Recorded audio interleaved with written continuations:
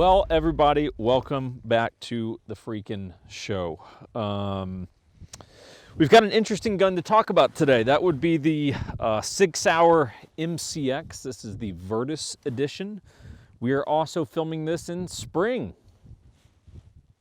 Snowing on top of a mountain, but hey, mountain's gonna do mountain shit, you know? So we'll get into the Virtus. Like I said, interesting gun. A lot to cover on this before we jump into all that good shit. You're here, consider subscribing to the channel. It's a very basic ask. We hope you get some enjoyment out of the channel. Your money, we are willing to take it. We make no qualms about that. We will take it. You can go to the 1911 Syndicate Patreon. We'll have it linked down in the little description that's below this, and you can go there and check that out. We do some exclusive content. Mostly it's your way of saying, hey, I enjoy the content. Here's a couple bucks to say thanks. For those new to the channel, if you're not familiar, the 1911 Syndicate is a real estate company behind all this madness. Think of it as our day job. This is the really fun, thrilling part of what we get to do, playing with fun guns. And then in the 95% bulk of our time, we're busy selling your houses or helping you buy houses, but it is a fucking crazy market right there. Just know that, everyone. Go to 1911syndicate.com. You can check out all that good stuff. So, a little bit of background on the gun. So first things first, the gun is not mine. It was, sometimes we're nice enough to have viewers. I like to think of them as fans, but they're probably just viewers that tolerate us. They will sometimes set us up and they'll say, hey, I got this gun. It's pretty cool. Let me know if you guys would be interested. We'll send it in. You can do a review on it and send it back. So that was the case for this on the Virtus. So no relationship direct with Sig, no free guns, none of that jazz, Jake's ammo, all that good shit. So let's do this. By the way, you might hear a slight cough in this. Could it be COVID? We don't know. We don't know. We don't know, everyone. Think of the MCX kind of like the 320, Sig 320 of the rifle world. It is a modular rifle platform, and there's some really cool stuff that they're doing with this. If you see me look down, I show up to the party with notes. So my notes are currently sandwiched in some mud between a couple of rocks. So just in case you're wondering that. So like I said, think of it as the rifle, or like the kind of 320 rifle equivalent. I will be the first to tell you, I don't really like 320s. I'm not a big fan of them. It just is kind of a clunky gun to me. I get it. I appreciate it from sort of an intellectual level. I just don't really enjoy shooting the gun. Could be because I'm into 1911s, 2011s, who knows, but it's just not really the pistol that floats my boat. But generally speaking, I like almost all of what Sig does. I think that they're actually one of the few companies that these days is innovating, and that would seem like, don't all companies innovate? Not really. Most companies kind of find their rhythm, and we make this thing, and we make this striker fire gun or whatever it is. I'm not saying that about Glock, but Glock, don't innovate a whole lot of shit. Sig is on the opposite end of that spectrum. They actually do some innovative stuff. I will still tell you, I think the Sig 365 XL is probably the best all-around carry gun that there is. I mean, I could debate maybe like a Glock 19, but in terms of like summer, winter, any season, you're good to go. Sig 365 XL is probably my pick for best carry gun that there is. So I like that. Look, I've owned 229 Legions. There's a lot of different Sig products that I've enjoyed. Still have a Sig AR. The MCX Virtus, frankly, is a gun that I've been really interested in. It's just been an availability thing. I never really had access to one until now.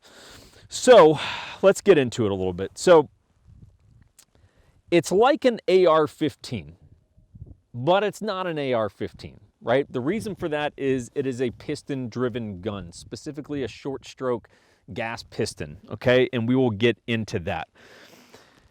When you see it at first, and you're like, it's clearly an AR, right, is what you think. It has AR controls between, safeties and mag releases, bolt releases, all that kind of stuff. You see the handguard, and the handguard's really your first clue of like, well, something's going on there, because that handguard is interesting looking, and there's different cutouts and things going on up here, and really what you're seeing is the piston design and some of the modular shit that we will get into.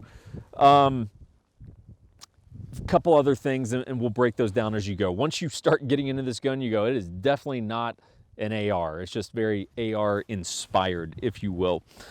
So why would you want a piston gun? Well, a couple reasons. One, this is clearly designed at more of a military crowd who might need to interchange some things, but also suppressed use. Piston gun, hey, look, if you're going to be running suppressed, unless you're running something like an OSS suppressor or a CGS Helios with the vented front cap, if you're running a traditional blowback can, a piston gun is going to be a little bit better for suppressed use, just in terms of the gun staying a bit cleaner. So obviously with military applications, there's going to be suppressors involved. Not for everyone, but for, you know, at least a decent chunk of people. So the gun is going to run a little bit better suppressed. It is also going to, regardless of the suppressed thing, but especially with the suppressor, it is going to run a bit cleaner. There's going to be a little bit less wear and tear on the gun. And one thing that's, you know, we'll talk about with this is a benefit with the piston system is the ability to power through adverse conditions. And they have a setting on the piston that we will talk about that is for adverse conditions. So when I say modular, really what am I talking about?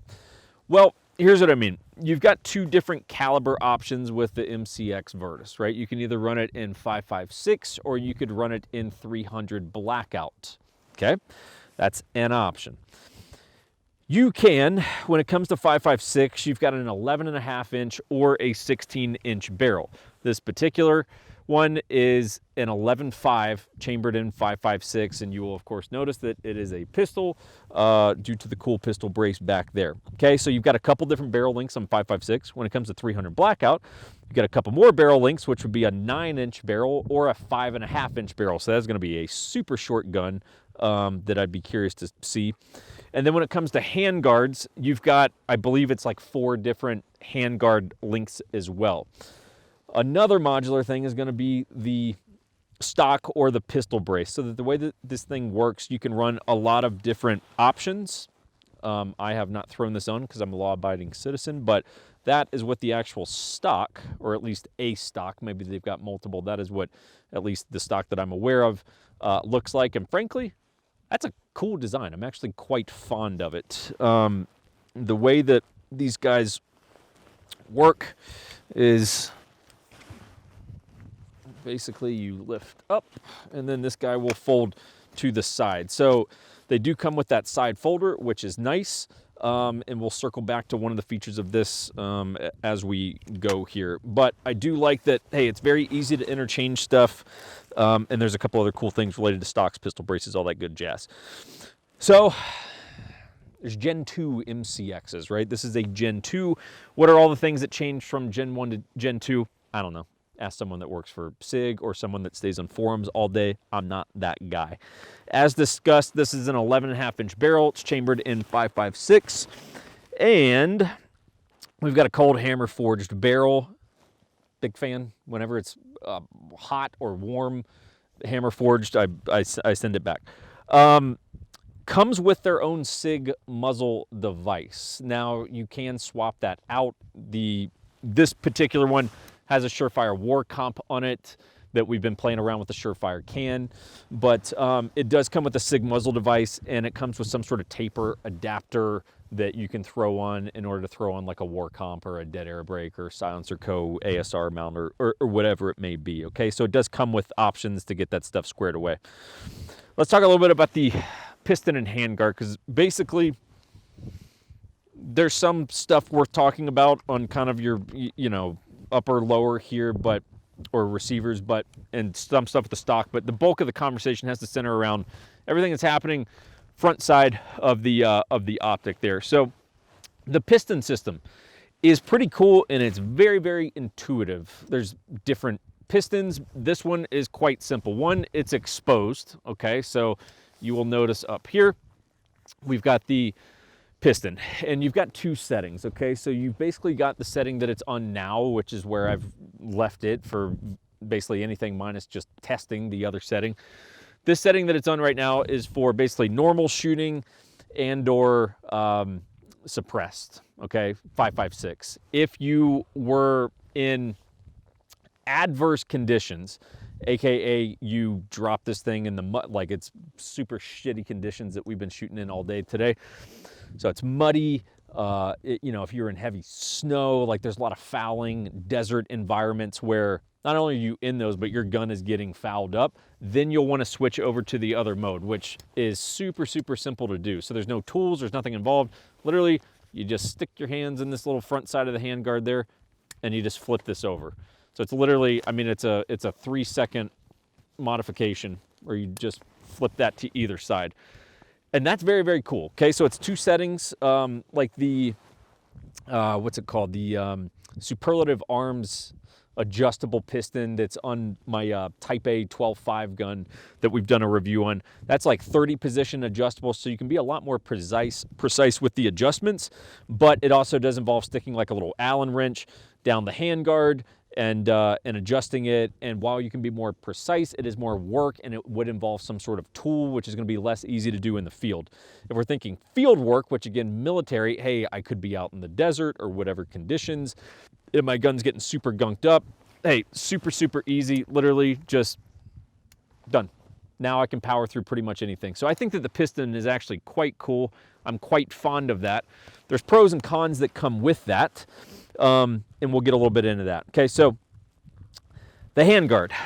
We got to talk about the handguard. So the handguard is M-lock. So you're going to notice M-lock slots that are basically going to run on the 3 and 9, and I guess this would be 6 o'clock positions here.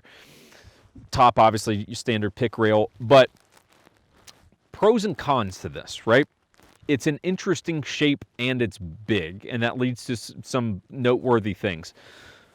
So one, kind of the going trend these days is to have M-lock on like the not only the 369, but on these 45-degree offsets. So basically, as this thing sort of octagons around, I don't know how many sides, most of those things are like 7 sides, but you go, hey, at this offset, I've got M-lock. That offset, that offset, that offset, I've got M-lock. So basically, I've got a lot of choices in terms of where I can throw lights, or, you know, something like a Unity hot button that can go on an M-lock slot, so pressure switches, things like that, IR devices, yada, yada, yada. This one's a little bit different. You just have the 369. At all these kind of offset positions, you know, you just have venting. With the piston, hey, the gun might run a little bit hot, even though, frankly, you know, has not been a concern for me. But one thing that it leads to that winds up being kind of interesting, bear with me for a moment here. Got props, everyone. So when I got the gun in, I was going to throw a light on it, mainly just for the sake of it looks cool on camera. And so I happen to have a little Aristaka 45-degree M-lock offset, and when I went to put it, granted there's no offset, so I was going to throw it on basically the 3, 6, or 9. You won't really be able to see that, but it won't go flush. It's just the way that the handguard is shaped. That M-lock offset mount, it doesn't go. It doesn't have the handguard doesn't have the curvature to make this thing go. So if you're getting one of these, you definitely have to make considerations like, look, the handguard is in a shape where you're going to have less options in terms of where you can put accessories. The trade-off, of course, is you're going to have something that's very modular. You've got the piston and all that good jazz, right? But it is kind of a conversation of trade-offs. It's chunky, right? Is it chunky enough to really like interfere with me having a good grip on it? No, it's not. I haven't had any issues with that. It's still a comfortable gun to shoulder and shoot and all that good jazz. You will also notice dog's back on set today, so you're welcome for that, because my house is going to be muddy as fuck when I get home tonight. Okay, so one of the other things that's kind of cool about the handguard is the way that it comes off. So basically, if you take the front pin out of your, between your upper and your lower there, your little front takedown pin, words are hard sometimes, everyone. Basically, it's gonna be tough to see, although we'll try to show you some footage here. Basically, that handguard is gonna come off. At that point, you can take your barrel out. How do you do that? I don't know. That's why you have other educational sources. I'm not that place for you, but basically you can take off the handguard, take out the barrel, throw in a 300 blackout barrel, throw in the appropriate length handguard, and you're back in business. It's very, very simple. And you can see basically, hey, the difference in what is handguard and what is actually like this upper receiver here. It's pretty cool. And I mean, they've even got like a little arrow here to tell you like, this is where you take off the handguard, which, you know, is pretty intuitive. So I haven't taken it off just because, you know, it's not like I have anything to swap it out to anyway, so it doesn't really matter to me.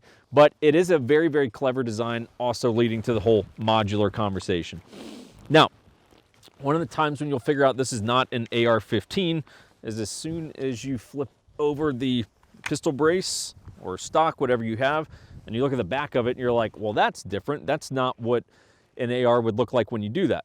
That's correct. So one of the benefits of this is, look, I could run 1,000 rounds shooting like this, right? This is basically just for show.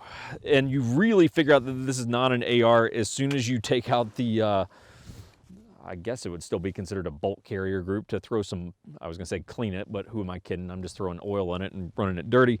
I feel like I set myself up for that one. Throw oil in it, run it dirty. Have fun, guys. But you start to take it out and you're just like, this is not a traditional bolt carrier group, that is for sure. So there's some interesting stuff going on there that I think they did a really good job with, which is also, of course, think about it not being an AR. Hey, look, there's no buffer or anything. That's how you can get away with a real kind of cool, interesting, minimalist stock like that.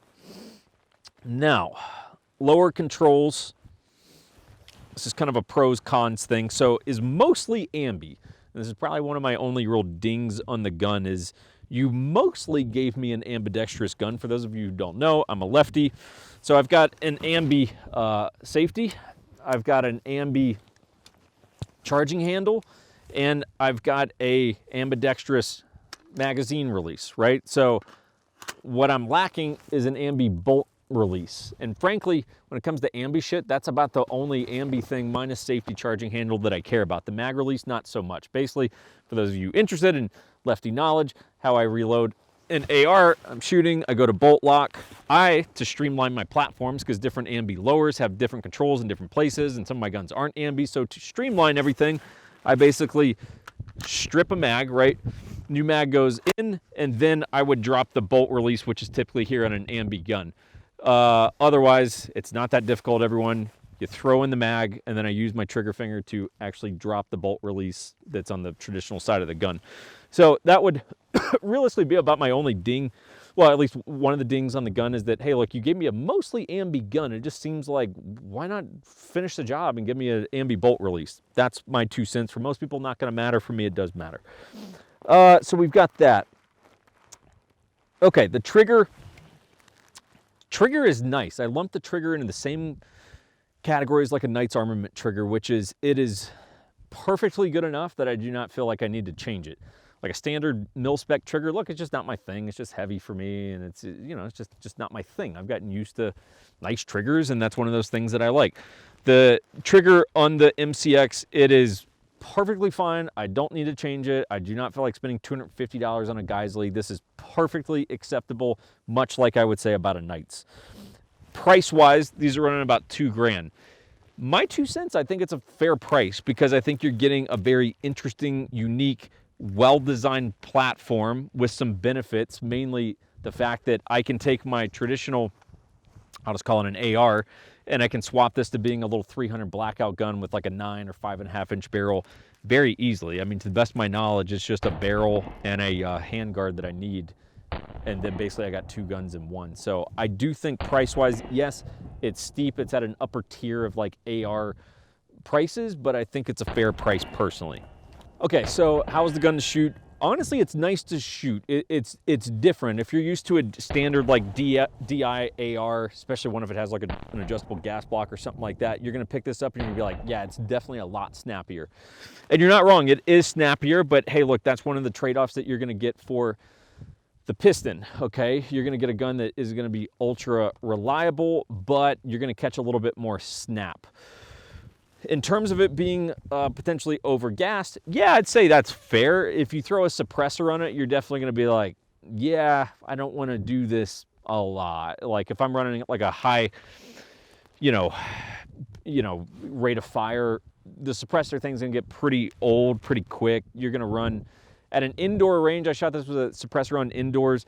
Like you're gonna run 3, 4, 5, 6 rounds before you're like, you know, you're wincing and you're like, yeah, I gotta take a breather from that for a second. Outdoor, it's gonna be a lot easier, but again, you are gonna catch some gas back in the face. Also, keeping in mind, I'm a lefty, so that is the nature of the beast on that. But it is a smooth shooting gun. It's got a different kind of recoil impulse. It's snappy, but it gets back on target nice. It's a little bit tough to describe. It's one of those, it's a little bit tough to describe. I consider it nice to shoot. I've been shooting it on the standard mode with the piston to the left side, which is for normal and or suppressed shooting. I've thrown it on the adverse setting just to see, you know, what is it like? How much of a difference is it on the recoil? You'll notice it. It's not crazy. It's not like unbearable or anything. It just is a different animal. But again, per military specifications, and in that being, I think, really kind of the end goal user in something like this, look, they're interested more so in reliability than the smoothest shooting gun in the world. They're like, no, no, no, we need shit to work when we need it to work.